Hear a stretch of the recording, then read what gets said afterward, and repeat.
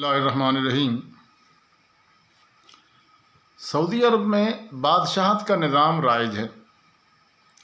اس نظام میں سارے اختیارات بادشاہ کے ہاتھ میں ہوتے ہیں۔ بادشاہ جس کو چاہے جیل میں ڈال دے، جس کو چاہے بے پناہ دولت سے نواز دے۔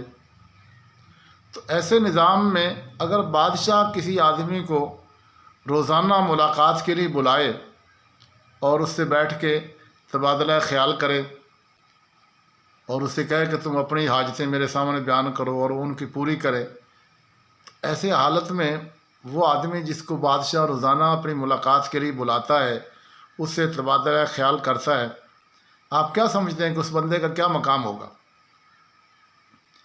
اللہ تبارک و تعالیٰ اس پوری کائنات کے بادشاہ، بلکہ بادشاہوں کے بادشاہ، عزت، ذلت، دولت، بادشاہت، غرض، ہر چیز اس کے ہاتھ میں۔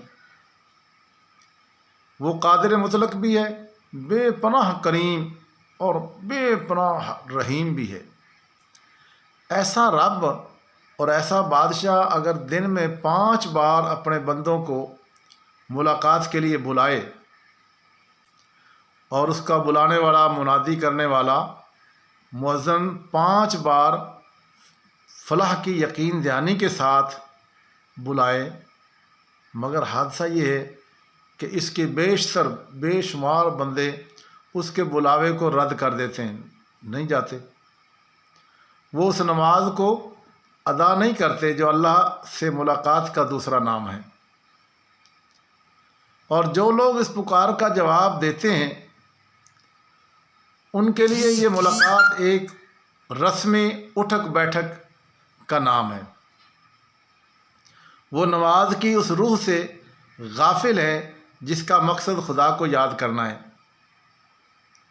چنانچہ ان کی نمازوں میں خدا کے حضور پیشی کا جذبہ پیدا نہیں کرتی، چونکہ وہ نمازیں شعوری نہیں ہوتی، بس رٹے کے ساتھ پڑھ رہے ہوتے، انہیں پتہ نہیں ہوتا کہ ہم کہاں کھڑے ہیں، کس کے آگے کھڑے ہیں، کیا کہہ رہے ہیں، اور وہ سننے والا کان رکھ کے سن رہا ہے، وہ کانوں سے پاک ہے، وہ بڑے توجہ کے ساتھ سن رہا ہے، میری طرف متوجہ ہو کے وہ میرا سن رہا ہے، لیکن مجھے پتہ نہیں ہوتا کہ میں کہاں کھڑا ہوں، کیا کہہ رہا ہوں۔ وہ نماز کی حقیقت سے لوگ جو پڑھتے بھی ہیں تو وہ ناواقف ہیں۔ یہ اپنے رب کی پرستش کا کام بڑے ہارے دل کے ساتھ، بڑے بوجھل ہو کے کرتے ہیں، اس لیے بعض تو اونگ رہے ہوتے ہیں۔ کیوں اونگ رہتے ہیں؟ اگر آپ کسی بادشاہ کے سامنے کھڑے ہوں تو وہاں آپ کو اونگ آئے گی؟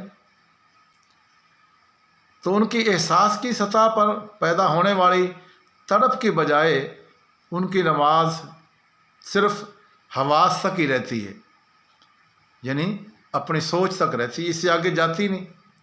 یہ ایک مشق بن کے رہ گئی ہے، آئے، اٹھک بیٹھک کی، چلے گئے، نہیں پتہ کہ ہم جب آئے تھے تو کس سے ملاقات ہوئی ہے، کیا بات ہوئی ہے، مالک نے کیا کہا ہے، میں نے کیا عرض پیش کی تھی، وہاں اپنی درخواست کیا پیش کی تھی۔ چنانچہ وہ خدا سے مل کر بھی اس سے مل نہیں پاتے، اور خدا کے حضور پیش ہو کر بھی اس سے شرف ملاقات حاصل نہیں کر پاتے۔ کتنی ہماری یوں کہہ لیجئے کہ کم ہمتی ہے، بدبختی ہے کہ ہم کتنے لوگوں کی بدبختی ہے کہ وہ اس آواز کو سن کے بھی نہیں آتے۔ کس کی آواز؟ ایک سعودی عرب کے بادشاہ کی مثال دی ہے، اور وہ اس کے لاکھوں سعودی عرب والے بادشاہ تو کچھ بھی نہیں ہے، لاکھوں بادشاہ اس کی سلطنت میں ہیں، اس کو پرواہ ہی نہیں کسی کی۔ اتنا بڑا بادشاہ، اتنا رحیم اور کریم، وہ بلائے حی علی الصلاۃ، آؤ میں تمہیں بخش دوں، آؤ نماز پڑھو، میری ملاقات کرو، اور ہم جائیں نہ، اور جائیں بھی تو مسجد کی دریا پکھا نہیں ہے، وہ اس کا پکھا چلا رہا ہے، اس کے ہیٹر نہیں ہے، پانی گرم نہیں ہوتا، کوئی بہانہ کرتا ہے، کوئی بہانہ کرتا ہے، جاتا ہے تو وہ جیسا جاتا ہے اسی طرح اٹھ کے آ جاتا ہے، نہ اس کو پتہ کہ میں کس سے ملاقات کی ہے، کیا کہا ہے، کیا نہیں کہا، مالک نے کیا جواب دیا آگے سے۔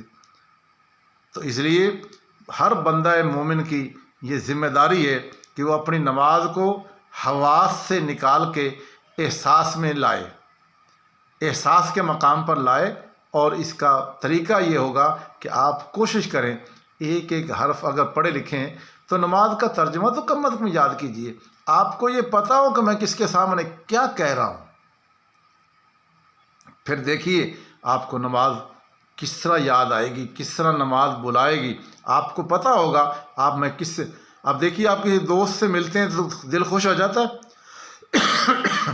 کسی دوست سے مل رہے ہوں آپ کو نیند آئے گی، سستی آئے گی، آپ کی توجہ دوست بات کر رہا ہو اور آپ گھڑی دیکھ رہے ہو، دوست بات کر رہا ہو اور آپ مسجد کے شیشے لگے ہوئے، کلی نہیں ہوئی، پنکھا نہیں ہے، یہ دوست آپ کو سخت گرمی میں لے کے کھڑا ہو جائے سکر دوپہر میں، تو آپ ہنس ہنس کے باتیں کر رہے ہیں، اس کو پتہ ہی نہیں کہ گرمی ہے کہ نہیں.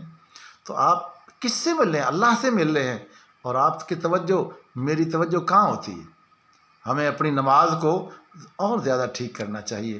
کوشش کریں یہ ہماری رسمی ملاقات نہ ہو، ایک رواجی ملاقات نہ ہو، حقیقی ملاقات ہو. یار لوگوں سے، دوست یار سے ملیں تو سکون آتا ہے، یار بڑے دنوں بعد میرا دل خوش کرتا.